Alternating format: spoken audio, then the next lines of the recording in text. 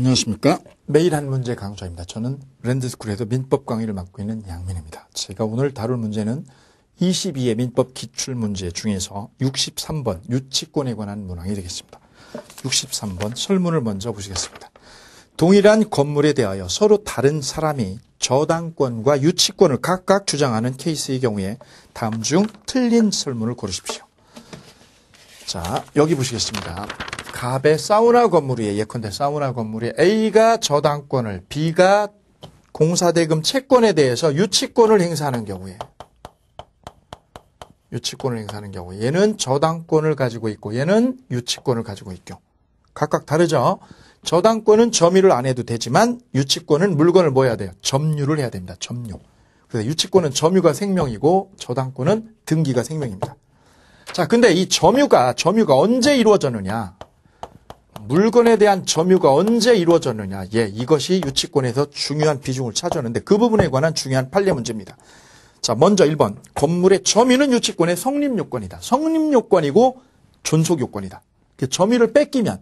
점유를 뺏기거나 잃으면 유치권은 없어지게 되죠. 그래서 판례는 이렇게 표현합니다. 점유는 유치권의 성립요건이고 존속요건이다. 두 번째. 경매 개시 결정 기입 등기 후 경매 개시 결정 기입 등기가 됐다. 그 말은요. 건물에 대해서 사우나 건물에 대해서 경매 개시 결정 기입 등기가 됐다는 거는 뭐가 된 거야? 압류가 됐다는 말이에요. 경매가 시작됐다는 말은 뭐냐면 채권자가 압류를 걸었다. 압류가 된 연후에 소유자인 채무자가 이 건물주가 공사대금 채권자 B에게 건물에 대한 점유를 줘버렸다. 점유를 넘겨줘 버렸습니다라는 거예요. 공사비 받을 채권자였는데 채권자가 저 사우나 건물 공사를 해줘서 언제 점유를 했느냐. 이 점유를 취득한 시점을 보는 거예요. 점유를 취득한 시점이 언제 했느냐. 압류가 된 연후에 했다는 거죠. 압류가 된 연후에. 압류가 되고 나서 점유를 했을 때 문제입니다. 그러니까 점유 개시 시점이 언제다? 압류보다 먼저냐 후냐 이거죠. 압류가 된 뒤에 점유를 했을 때입니다. 그때 우리 판례는 이렇게 판단합니다. 유치권은 일단 성립한다. 왜냐? 채권이 생겼고요. 얘가 공사비 받을 거 있었어요. 예컨대 공사비 1억. 채권을 가진 사람이 물건을 뭐 하게 됐어요? 점유를 하게 됐습니다. 그래서 유치권은 성립하게 됩니다. 유치권은 성립을 하는데 문제는 이놈의 유치권이 언제 점유를 했느냐? 압류가 돼서.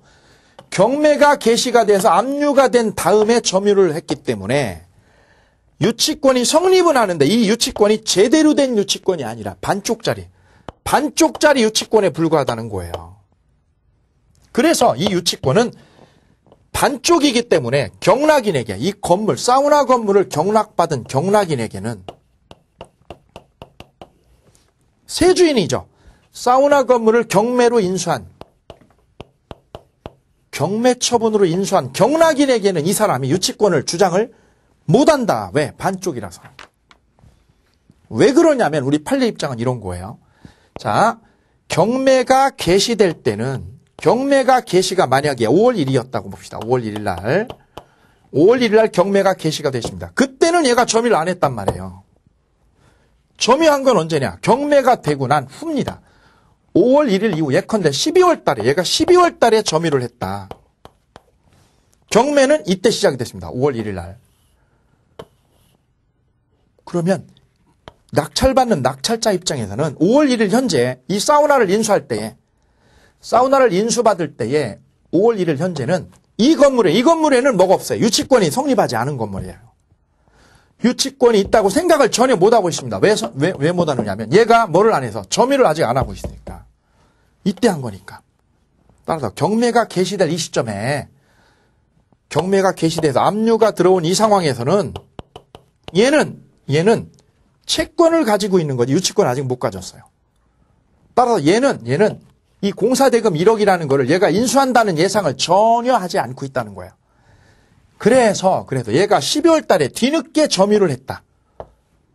뒤늦게 압류가 되고 나서 뒤늦게 점유를 하면 우리가 공부하는 유치권은 점유는 아무 때나 해도 됩니다. 아무 때나. 그래서 일단 점유를 하게 되면 채권자가 물건을 점유하게 되면 유치권은 생깁니다. 유치권은 생기는데 이게 제대로 된 유치권이 아니라 압류 결정이 된 연후에 생겨서 이거는 반쪽짜리다. 그래서 경락인은 이 유치권의 존재를 예상을 못한 거다. 1억이 있다는 걸 예상을 못한 거기 때문에 경락인에게는 주장을 못한다. 반쪽짜리이기 때문에. 그런데 거꾸로요. 압류 전에. 압류가 들어오기 전에 점유를 했다면. 압류가 되기 전에 점유를 했다는 거. 이거는요. 유치권 성립할 뿐만 아니라 이거는 완벽한 유치권이다. 그러면 이 유치권은 경락인에게 싸우는데 문제가 없겠다. 여기서 포인트가 되는 거는 점유 개시 시점이 압류 전이냐 후냐 이걸 따져주라. 점유가 압류 전이었을 때는 아무런 문제 없다. 이거 완벽하다. 이거 완벽한 퍼펙트한 유치권이고 압류가 들어온 연후에 경매가 시작되고 나서 점유한 거는 반쪽짜리다. 이걸로 구별하시면 되겠습니다. 그래서 2번 보시면 경매 개시 결정 기입 등기 후, 즉 압류가 되고 나서 채무자가 건물에 관한 공사대금 채권자에게 점유를 이전하게 되면 이한테 점유를 넘겨주게 되면 공사대금 채권자의 유치권은 성립할 수 없다, 있다? 성립할 수 있다. 그게 틀린 지문이죠. 성립할 수 있는데 옆에다 반쪽짜리다. 반쪽짜리 유치권에 불과하다. 그래서 누구한테는 경락인에게 사우나 건물을 경락받은 사람에게는 주장을 못하는 반쪽짜리다. 포인트. 거꾸로 4번 지문 가서 보시면 경매 개시 결정 기입 등기 전, 즉 압류가 들어오기 전입니다. 압류 들어오기 전에 내가 점유를 했다. 사우나 건물에 대한 점유를 언제? 압류되기 전에 했다. 그럼 이거는 제대로 된 거죠. 그럼 저당권이 실행되더라도